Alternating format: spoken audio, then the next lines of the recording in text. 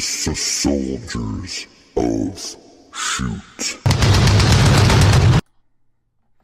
All right.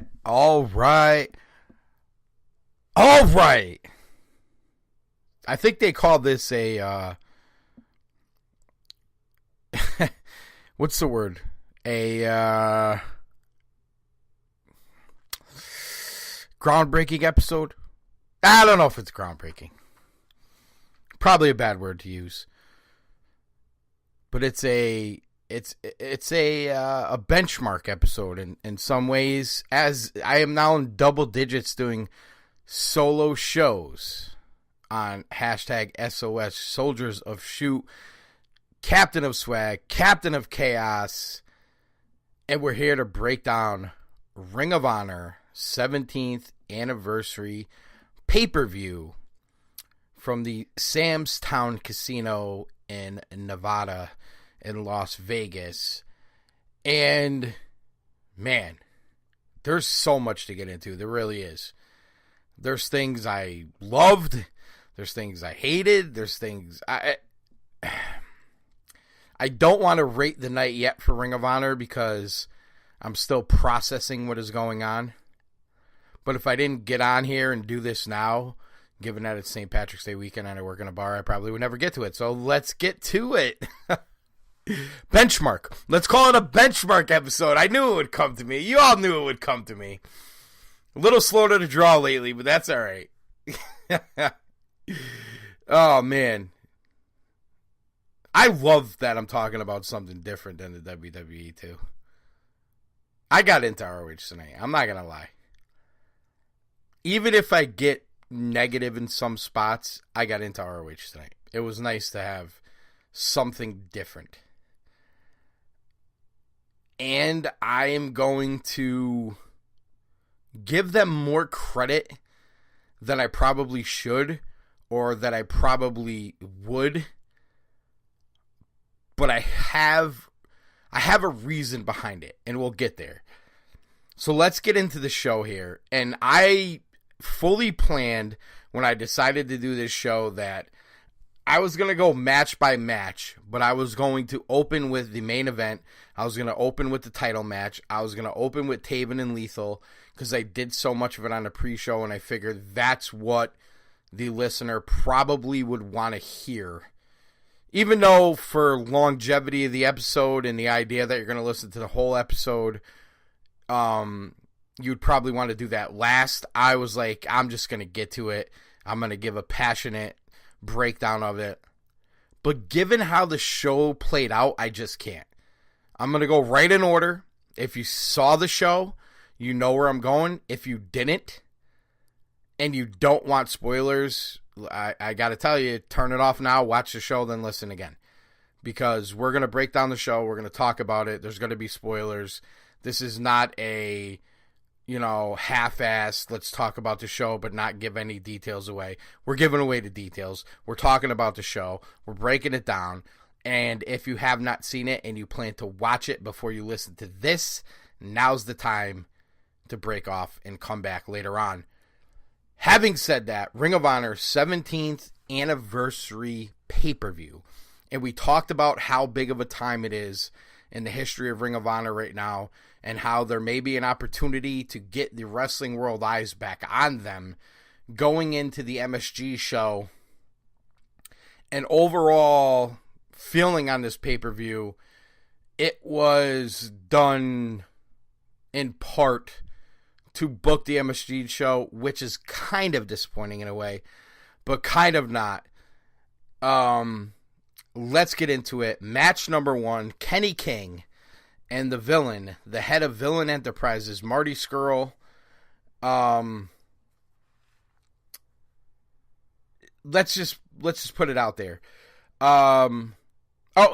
Before we get to the first match, I should say this, and as I'm not going to lie to you guys, I took 20 pages of notes because and I'm already starting to forget things. I took notes and I'm forgetting things. Sometimes you do these shows and you want to get to so many things, but you also want to block out some things because you can't talk for 7 hours. And sometimes watching these shows, you feel like you could do 7 hours on them. And in some ways, I feel that about this show, but I don't want to do that. But I actually took notes so I didn't miss certain points. And already I'm skipping over something. Taven cut a promo to open the show. They're basically putting Jay Lethal over for all his championship accolades. And Taven cut in and cut a promo basically saying he was the champion and this is culmination and et cetera, et cetera, et cetera. So that was very good. Then we get into the first match. The crowd was hot coming in. But I'm going to say this before we get into, before we really get into the first match and before we really get into the show, I should probably bring this up too. And if anybody's listening from Sam's Town Casino, I'm really not out to talk smack about you guys. I'm really not. But ROH, what the fuck? Like in 2015, in 2014, I think 2000 was it 2014 they ran the first show there, or 2013 when they ran the pay-per-view emanating from Sam's Town Casino, 2013 or 2014. I'm gonna go with 14. They ran the show, the anniversary show there. I guess it would have been at this point the 13th anniversary, something along those lines. That was okay then, and the production is microcosm what it is now, and I get that. But you got to do better. At this point, you got to do better. AEW just sold 16, 17, 18,000 tickets in 4 minutes in the same city. And you are running a place that holds, does it hold 1,000 people? Like, does it really? Like, and listen, this is not taking a shot at NEW. This is actually putting them over.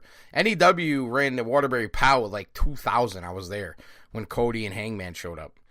And you're running this banquet hall at the Sam's Town Casino for your anniversary show. I mean, that just screams we need New Japan to run MSG. Well, anyway, I got to throw that shade out there because it's fair. Listen, if I'm going to give you all the good stuff, I'm going to give you the bad too. I'm going to be consistent about it. And Ring of Honor needs to move on running Sam's Town Casino for their anniversary show. And not only that, the camera angle that they give you makes the place look empty.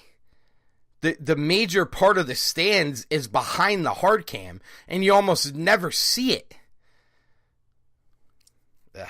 It's that. Listen, you got to be fair. You just got to be fair. Kenny King, Marty Scurll opened the show. The villain, of course, Marty Scurll. Going into the match, I would have not expected Marty Scurll to lose, given the fact that it was announced prior to the show. And I understand why it was announced prior to the show, but it was announced prior to the show that Marty Scurll is facing the Ring of Honor World Champion in a World Championship match that might have a lot of levels to it at this point, but we'll get there. At the G1 at Madison Square Garden. And in my mind, I'm like, so even though Kenny King's been hot and even though Kenny King hasn't been losing, is Marty Scurll going to lose to Kenny King only to wrestle for the Ring of Honor World title in 2 or 3 weeks? That's sometimes you cut your nose off to spite your face with some of these announcements. Just saying. That announcement could have been announced after Marty won the match, especially given the fact that they opened the show. Having said that, I thought it was a very good match. Kenny King put on a show. Again, small venue.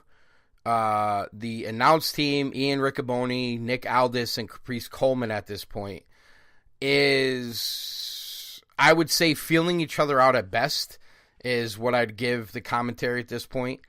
I think it's a tough spot for Riccoboni, given the fact that he just gets thrown different guys all the time. There's not really a chance to gel. There were spots where I thought Aldis was good.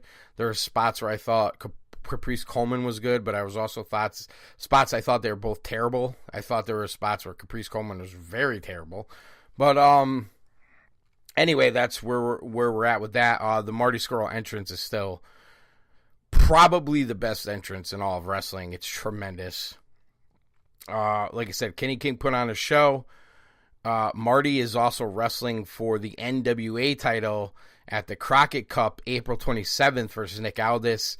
So I'm assuming that's part of the reason he was out there. Again, they tell you that during the match, and I'm like, okay, so Marty Scurll's wrestling at MSG for the ROH title, and if he wins, it's title for title with Nick Aldis. And now, like, he's going to lose to Kenny King to open a pay-per-view. I just couldn't see it. They kind of mucked up the finish with the umbrella spot. Marty hitting Kenny with the umbrella. He throws it out of the ring before the ref could see it. Gets the 1, 2, 3. Kind of stole the match, which I thought, given the circumstances and Kenny being on the streak he was on, I thought it protected him a little bit and also gave Marty the win he needed. But I also got a heel versus heel feel for this match. It could have been better. It was good, but it could have been better. I'll just put it at that. That was my honest to God's feeling about that match. Now, heading into the second match, blown away with this. Blown away with this match. Sorry, I got a little hiccup there. Got to grip some drink. Blown away with this match. Jeff Cobb, Shane Taylor, TV title. If you don't know who Jeff Cobb is, he was Matanza Cueto on season 2. And if I'm wrong about that, shoot me. But I believe it was season 2 of Lucha Underground. I think it was towards the end of season 2, or... Oh, boy. I'd have to go back and watch. But he was season 2, or he was Matanza Cueto on Lucha Underground. And I think this is a scenario we talked about on the network before, where Lucha Underground was too much with the masks, too much with the Lucha stuff, where you didn't really get to know guys like Puma, like Cobb, who's now Matanza Cueto, where in other circumstances with Joey Ryan, you got to know him very well. This match was tremendous. Cobb is as strong as anybody. With the suplexes of Shane Taylor, who's a big guy. Shane Taylor, who you Keith Lee fans will remember, tagged with Keith Lee. I thought the commentary in this match was a little blah. I actually commented on that in my little notes here. And if you could hear me flipping the pages, I apologize. But I went old school with actual paper and pen. It's amazing I had it, right? Anyway, I feel like Cobb has a big future. I feel like both these guys could go. I thought it was strong style with athleticism. It gave me the feel of those never open weight, heavyweight title matches that you see in New Japan, where you got two guys that could go, they're athletic, but they're going to beat the hell out of each other. That's the feeling I got in this match. My favorite move of the match, and I actually came out of this match thinking it could have been match of the night, but we'll get there. Cleveland Destroyer by Shane Taylor, but that doesn't get him the W. Cobb gets the W. Cobb gets the win. I could see these guys go again. I thought they both looked great. I don't think losing kills Taylor at all. I thought actually Taylor came out of the match brighter than I would have expected going in. He put on a show, as Cobb as well. Coming out of the match, I was like, this legit could be match of the night. Like, this is going to be a tough spot to follow.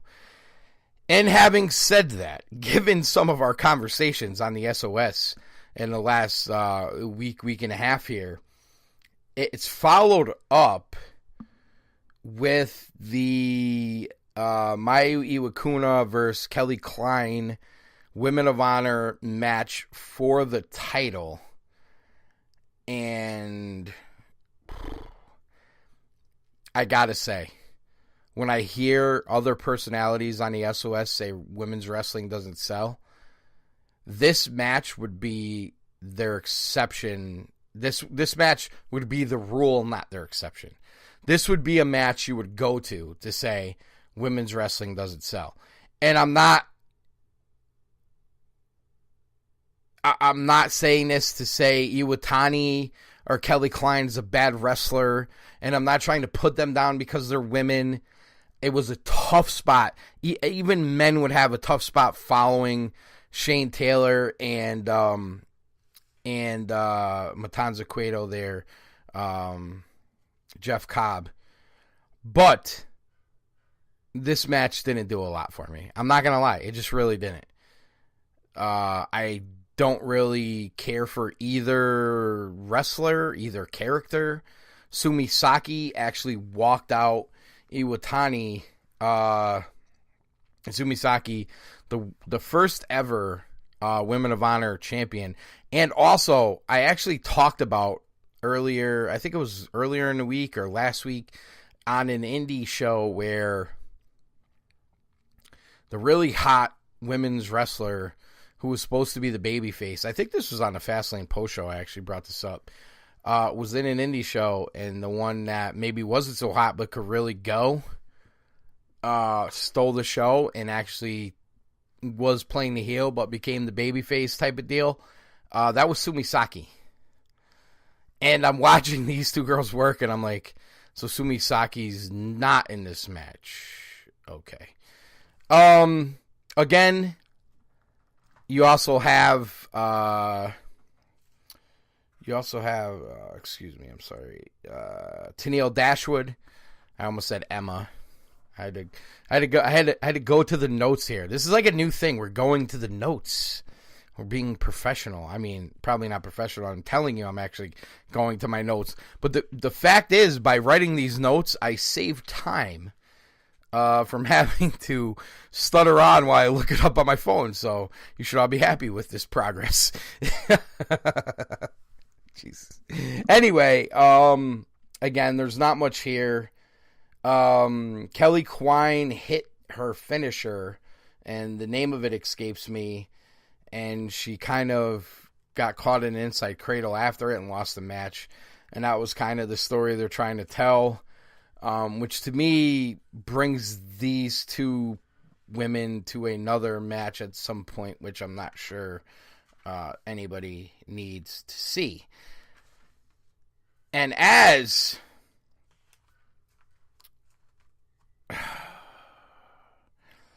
we move on here, boy, I need to get my energy up for this segment. I really do. I'm serious. I'm not even playing with you guys. This is where ROH hit a home run and did something I could have never expected going to this show. But here we go. The fourth match of the night, Lifeblood, Tracy Williams, Mark Haskins versus Kingdom, 2/3 of the Kingdom, of course, and 2/6 of Lifeblood. I believe there's 6 members, whatever it is.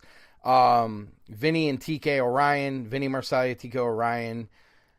And before anybody could come out, they showed this promo, the Juice Robinson promo when he put Lifeblood together. Obviously, Tracy Williams, Mark Haskins, Juice, Bandito, Tennille Dashwood, and David Finlay. So there you go. They showed that little promo, how they put it together. They also showed how they protected the ring while Jay Lethal smashed up the purple belt, Taven's his Ring of Honor title belt, if you ask him. And after this video package ends, to all of our surprise, no Lifeblood, no Kingdom, Vinny, and TK. We got Matt Taven. Comes out to the ring, demands. He's getting "You suck."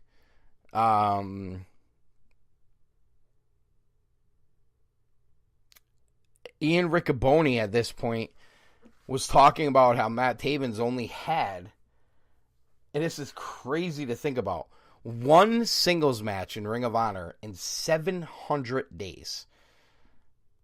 Given the tag teams, the six-man tag teams, the knee injury, the whole deal, he's only had one. Oh, sorry, guys. As I drop my pad here. He only has one singles match in 700 days. Now, having said that, he's main evented in CMLL. Starts calling out Jay Lethal, and Nick Aldis doing the commentary loves this surprise way of trying to start the match early. I got the feeling that maybe Aldis was pushing for him and Taven down the road. Maybe we will see that. In my head, does Jay Lethal, as he now comes out, is he going to get jumped by the Kingdom and beat up, and the match will go on later? None of that happens. Ian Riccoboni talking about how Jay Lethal is 39 title defenses, tremendous, and the most days all time as champion. And also mentions, as we talked about, the winner will face Marty Scurll at Madison Square Garden at the G1 show, the WrestleMania weekend. And after all this, Jay Lethal comes out. They start the match. Taven's really working the crowd, playing up the heel role, slowing it down. You've heard Edwards talked about this on this network, about when a wrestler's going to slow it down and start really building that match quality that we've seen in the past. I thought Taven and Lethal as well did that in this match. Another fun fact from Riccoboni, there's only been 2 guys to hold titles in CMLL, ROH, and New Japan. One of them's Taven, and the other is Rocky Romero. If you gave me that trivia question 1,000 times without a hint, I would have got Taven, obviously, but I never would have got Rocky Romero. So that's tremendous. That was a pretty cool stat if you're into that sort of thing. There were spots in this match where I thought we were going to get a double count out. There were spots in this match where I thought Taven was playing with the crowd too much, and I thought it would actually cost him the match. There was actually a spot with the commentary where Caprice and Aldis got into it, and Aldis was selling it pretty good, and then Caprice gave him with, like, he was singing Living My Best Life, and I was just like, okay, that just didn't work. I don't know why that stood out to me. It just annoyed me, so I wrote it down. It was just terrible. At certain points during the match, you thought Jay Lethal had a shoulder, Matt Taven had a knee. They sold those injuries, and obviously in a working fashion. And at certain times at this point, I thought Taven was primed to lose. Riccoboni selling the match good from the play-by-play commentary standpoint. I thought he did a good job here. And they both sold their injuries, making you think, are they hurt? Is this guy hurt at this time? Is he not hurt at this time? Are they going to use one of these injuries to get out of the match? You just don't know. Part of this, I was thinking during the match, when you had your little low points, what goes last now? So I figured it'd be the tag titles, and I'm like, so are we going to get a Guerrillas of Destiny appearance here? To really close out the show and really put over that MSG show. I thought it was possible. Just kind of popped in my head during this match. I don't know why, so I wrote it down. But overall, this match told a great in-ring story. It was a throwback to wrestling. There was rope breaks. You had the submissions, and you had the reversals. Lethal hitting the lethal combo. And then I started feeling like, is this going to a time limit? Jay Lethal gets up on the top ropes, gonna land the elbow, and the red balloons come out. Obviously, the staple of Vinny Marseglia. And then you see Vinny and TK. Jonathan Gresham comes out to try to help out with Lethal. Kingdom beats him down. TK really hammers him with a chair shot on the railing there that knocked Gresham out. And in my mind, I'm like, given how long this match is this the story they're going to tell for why they're going to cut a match just to fit in everything they need to fit in? At this point, the crowd really gets into this match. They were into it, but now they really got into it. They got the outside activity kind of ended here, and we got right back to the match. Taven hitting climax. Again, thinking time limit as guys kick out. Lethal figure 4 on the bad knee. Taven reversal. Different spots. Lethal reverses the figure 4 back. Will Taven take a pin because his shoulders are down? He kicks out again. They move on and on. Aldis and Riccaboni were doing a great job at this point of selling this back and forth, this great title match. I mean, you really have to see it. You really do. This is where this match went from really good to really, really good to great.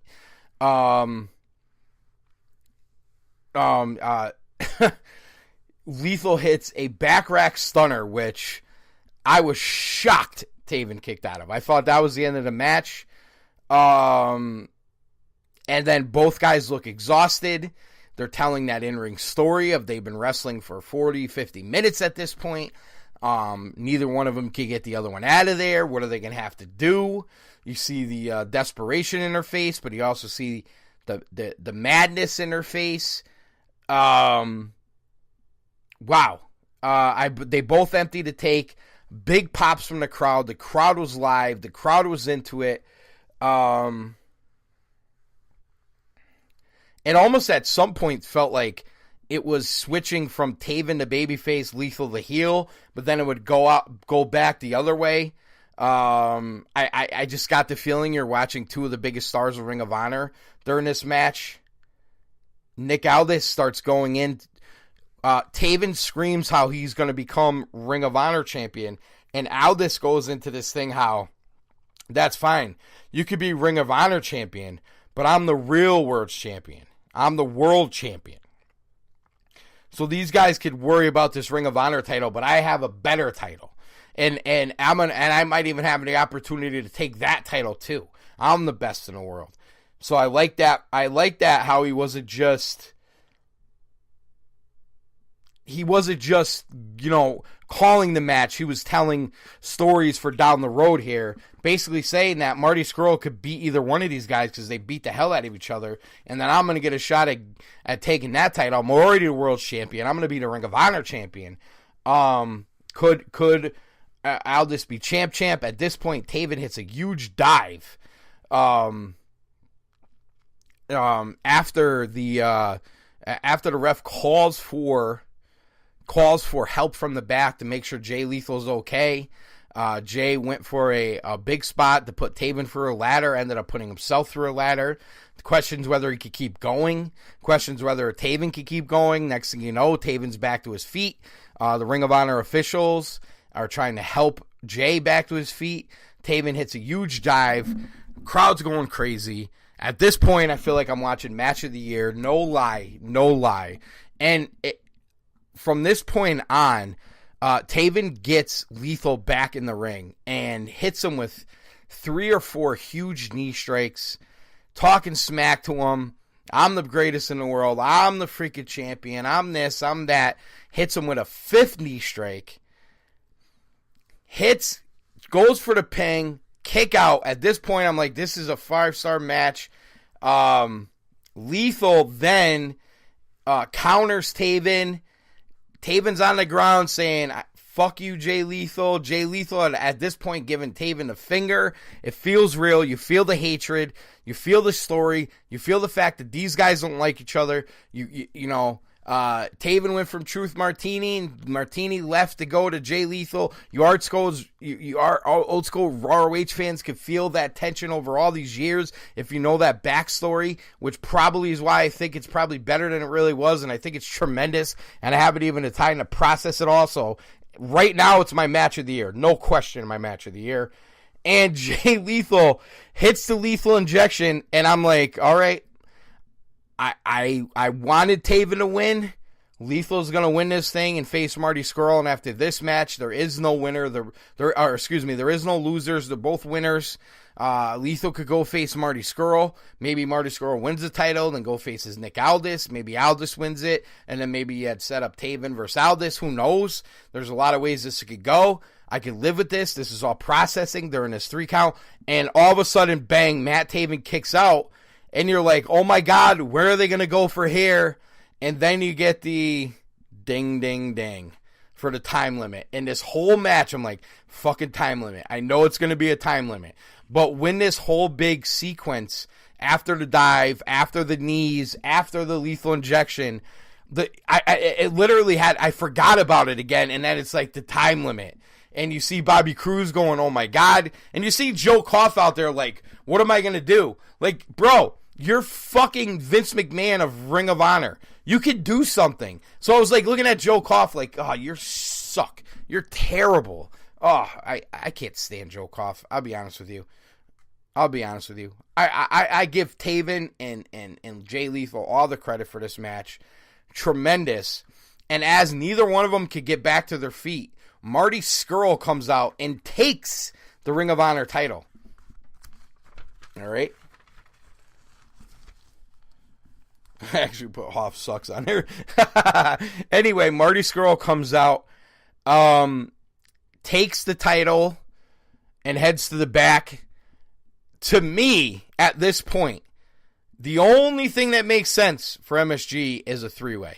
Marty Scurll, Matt Taven, Jay Lethal, unless Ring of Honor is going to try to sandwich a rematch in between now and then, which I think would be crazy, but it is Ring of Honor, so who knows, or will they revisit Taven and Lethal after the Marty match? We'll see, but I think the 3-way is the way to go, especially if you saw this pay-per-view. You have to want to see Lethal and Taven and Scurll in that spot. MSG, 20,000 people, WrestleMania weekend. I think Lethal and Taven both earned that tonight. It would have been a shame to see one of them not get it. So I almost am fine with the time limit. It reminded me of the Omega Okada time limit, which I thought was the match of the year. Maybe the best wrestling match I've ever seen. I don't mind. I'm gonna be dead ass honest with you guys. If it fits the story, I don't mind non-finishes. I'm okay with non-finishes. I would rather non-finishes than a 50-50 nonsense that other promotions give you all the time. I really would. I really, really would. Now, the question is, where do you go from here? You're 2+ hours into this pay-per-view. ROH pay-per-views are generally 3 hours. This definitely came to mind. I'm like, boy, there's a lot of matches left. How are they going to get to these matches? And then you see Mega Rain, the rapper here. And I actually wrote in my notes, who gives a fuck? And it's like, come on. Like, why are you... Like, you've heard hardcore wrestling fans destroy the WWE for doing this very same thing. And now Ring of Honor is going to do it because you have these fucking computer geek rappers that you think your fan base wants to see. Well, there's a big portion of your fan base that does not give a flying fuck and is going to crush you for it. Like me, because if the WWE did it, I'd crush them, so fair is fair. Stupid. And listen, I understand it was an impossible spot for anybody to follow, and you almost needed some filler, but you could have gave different portions of filler. And after I tell you this spot, I'm going to give you some ideas of what they could have done. So anyway, you have this spot where they start this going to MSG stupid rap, and then thankfully you get Bully, who comes out and basically shits on the two rappers, throws them on the ground, and says that he's ready for a match at MSG. he talked about how he's the only one there that has sold out MSG, that has main evented MSG, that has wrestled in MSG, that they're all pretenders. He's the guy. He wrestled MSG. He's telling fans to kiss his ass. And then he makes a comment. Oh, also, before I get into his comment, the crowd starts chanting, flip, flip, flip. I thought that was very important. It was very important to me as a huge fan and friend of Flip Gordon. The idea that after this knee injury and being away, the fans didn't forget about him. They're cheering for him. I think that's a big thing. I think it's a big thing for Flip. Even though he wasn't there, even though he didn't have a spot on the show, he's still recovering from the knee injury, hopefully back soon. The idea that the crowd's still thinking about him, I think is a very big thing. So I was happy to hear that. And then Bully made the comment. I don't know if it's a tease. I don't know if it's a work. I don't know if they're going to have some kind of random somebody show up. But he brought up the fact that he and this other guy are the only ones that could work WrestleMania. The only ones ever been there. The only ones ever done this and done that. And the only one that could share the ring with Bully is you, Punk. That's all he said. Punk. P-U-N-K. Am I being a mark right now? And I hate CM Punk. Listen, I will be there with a Bully Ray shirt, hat, testify, Devon, whatever. I hate CM Punk, but I popped a little for that comment. I really did. And I have a feeling that's a pretty big work, but at the same time, it worked. Moving on from there, we get Dalton Castle heading out to commentary with Aldis coming in. I mean, I don't know. Maybe they only had him contracted for 2 hours or something. I don't know. I don't know what happened over there. You get Roosh from CMLL Bandito. This is your indie match. This is your high speed Lucha Underground flippity floppity flippity flu. This is the New Age match, the Ricochet match. I thought it was very good, but I thought you were kind of recovering from what was a 60-minute classic Ring of Honor match. One of the best Ring of Honors ever given you between Taven and Lethal. So it was hard to get into. Roosh gets the victory over Bandito as they both were undefeated. I like Roosh getting this victory. Dalton Castle actually comes into the ring and basically says he wants to face him. There was a couple moves in this match that were insane. Again, you got the luchador type match, the fast-paced match. You had a inside springboard 450 by Bandito, which was tremendous. And Dalton Castle, like I said, wants to match with Roosh, spelled Rush, but it's Roosh, at MSG. So I'm guessing we'll see that match. More than likely, I'm guessing, right?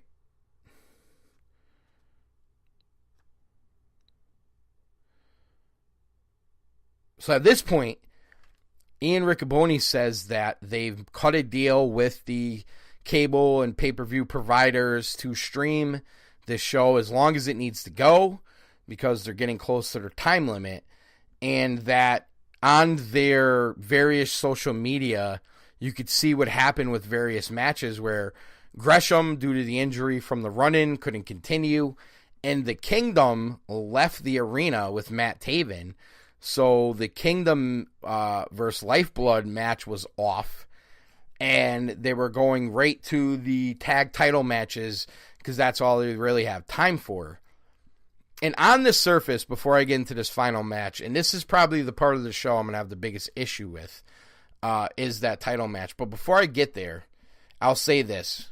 On the surface, us as wrestling fans are saying, Ring of Honor, what are you doing? Matt Taven and Jay Lethal could have that same match and went last and blah, blah, blah, and the whole thing. But when you have a 3-hour show, to get to that match and make it an hour, you would have to condense those other matches, and that's where you run into issues. They actually thought outside the box and found a way to get that title match on earlier and use it to explain why these other matches weren't happening. And although it's not as conventional as you'd like, at the same time, it's like, it made sense. What they were doing here made sense. It was outside of the box thinking. The whole time you were waiting for that other shoe to drop, where are they really going with all this? Is this match really taking place? Is it going to finish? Are we going to see a continuation later? Are they going to totally destroy their whole show by doing this match now? All those emotions went through you. I thought it was nice outside of the box thinking. And if I had the biggest criticism of the overall show for me would have been this pay-per-view was done to promote the MSG show. But it worked, though. It really did work. And at the end of the day, I talked about ROH putting themselves back on the wrestling fan radar. Are they going to do that with this 17th anniversary show from the Sam's Town Casino in front of like 500 people? Or are they going to do that WrestleMania weekend with New Japan at Madison Square Garden up against TakeOver? Let's be honest. They made the right choice here. They really did. Let's get into this tag title match, and then we'll put a bow on everything. As this was the last match, as I said, the other 2 matches were canceled. I love the Briscoes. Especially Jay Briscoe. Anybody who's listening to me, anybody listening to last show, we talked about it, how tremendous Jay Briscoe is, and how I feel about the Briscoes. And I wanted to see the Briscoes versus the Guerrillas of Destiny at MSG with both titles on the line and just have them beat the ever-loving shit out of each other. And if the Guerrillas of Destiny won both titles, I would have no stinking problem with it.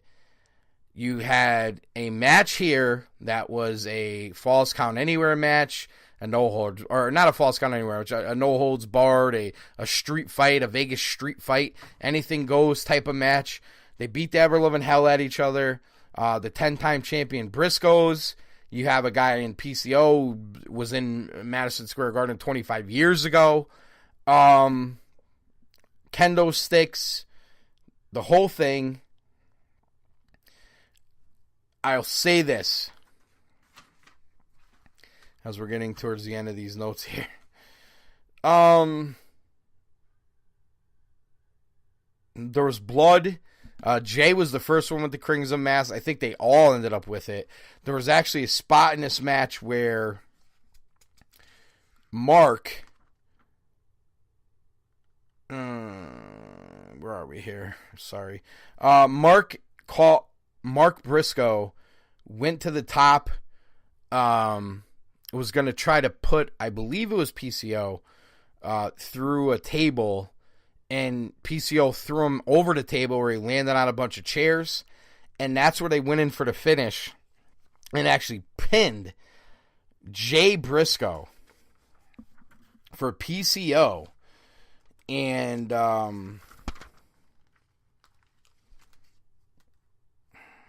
sorry guys.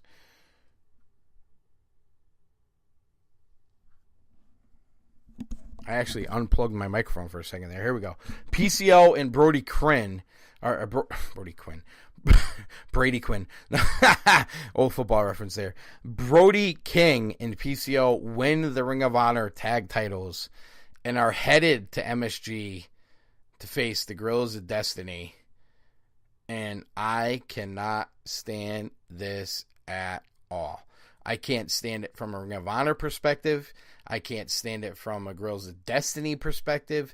I can't stand it from a Briscoes perspective. I can't stand it from a fan's perspective. And I'm not trying to disrespect legends or older guys in the business and everything else. I get it. Blah, blah, blah. Respect the business.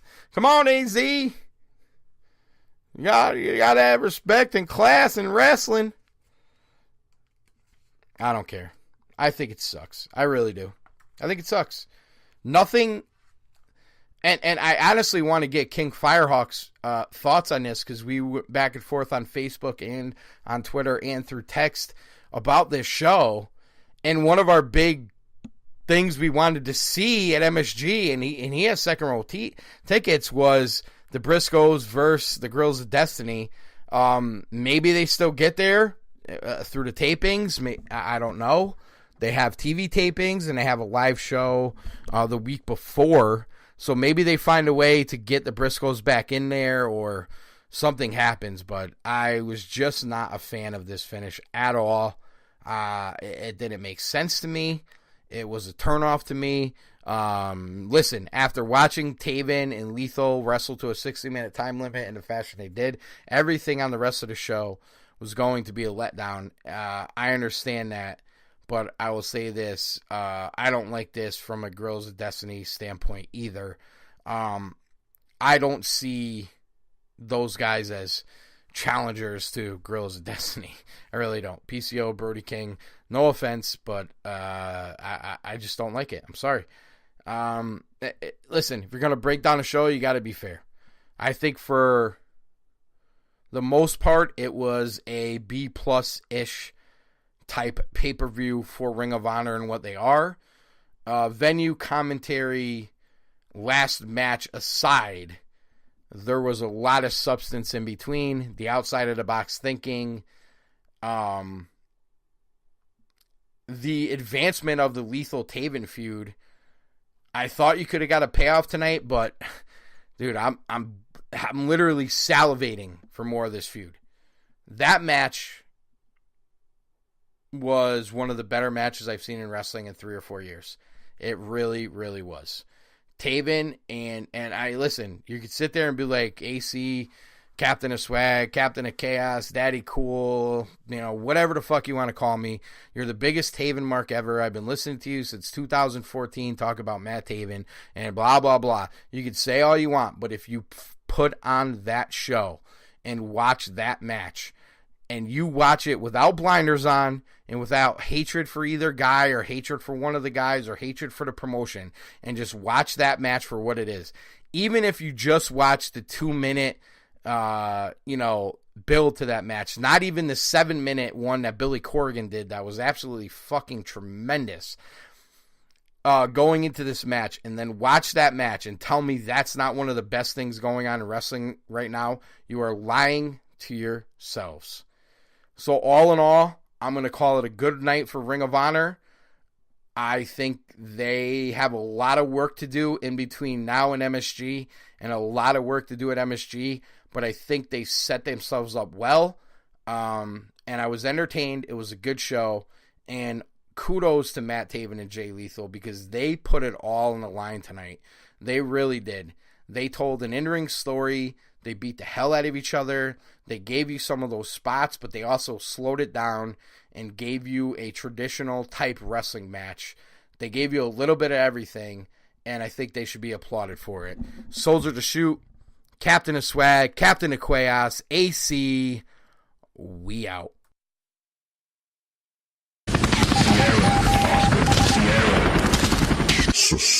Soldiers of Shoot.